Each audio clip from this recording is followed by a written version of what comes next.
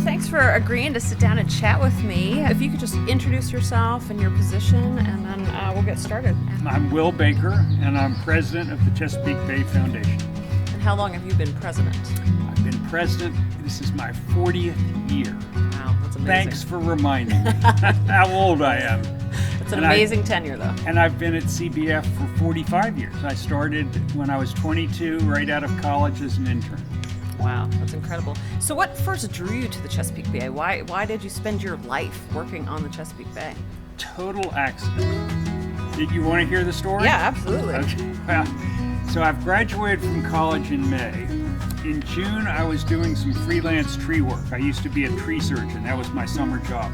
And I was pretty far up in a tree, maybe 40, 50 feet up, and the owner came out and looked up and said, "Will, would you like to save the bay?"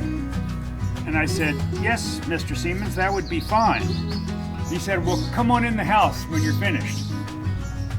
Truman Siemens has been my mentor for 45 years. Wow. He's 94 years old. He was on the board of CBF. He introduced me, and instead of going to architecture school, I came to work at CBF. Wow. Never left. That's a great story. Wow. And you know, I've told that story so many times. I was wondering if maybe I'd exaggerated a little bit. Maybe it was like a dogwood, you know, and I was 10 feet off.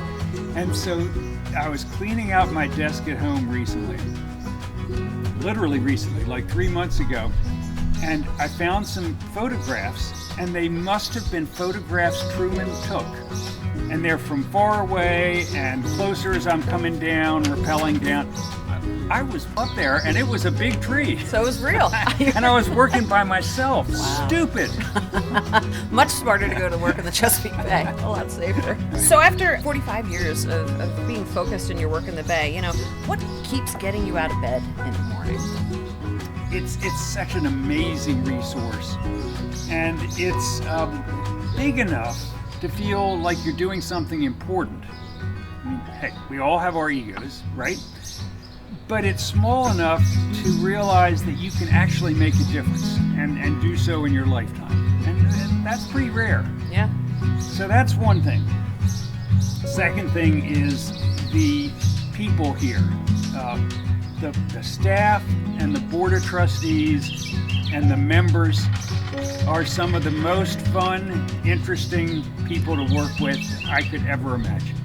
And that's, you know, between the two, Keeps you going. you jump out of bed, and That's great. it's very easy. Yeah. So I really want to go back and talk about the beginning of CBF and the beginning of the Alliance. You know, we kind of came to be within a couple of years of each other. Certainly CBF a little bit earlier than the Alliance. But, you know, I've found some old files. I brought some old paperwork where you are nominated to join our board. You were sitting in with our board meetings. You were clearly an influential person to the Alliance from early on.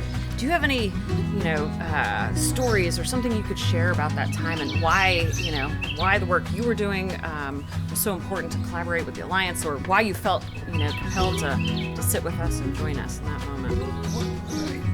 We never, at least I never felt, and I don't think the Marshall Dewars, the Fran Flanagans at the Alliance, the Citizens Program for the Chesapeake Bay First, and I don't think we ever felt like we competed, which is really rare. And why was that? It's hard to put your finger on it, except for the fact that we communicated so well. As you said, there was cross-pollination. Marshall was on our board, for instance. It was good people communicating well and having distinct roles. And I think that's really why it works so well. Yeah. It works so well. Yeah, 50 years later, here we're still doing it, right?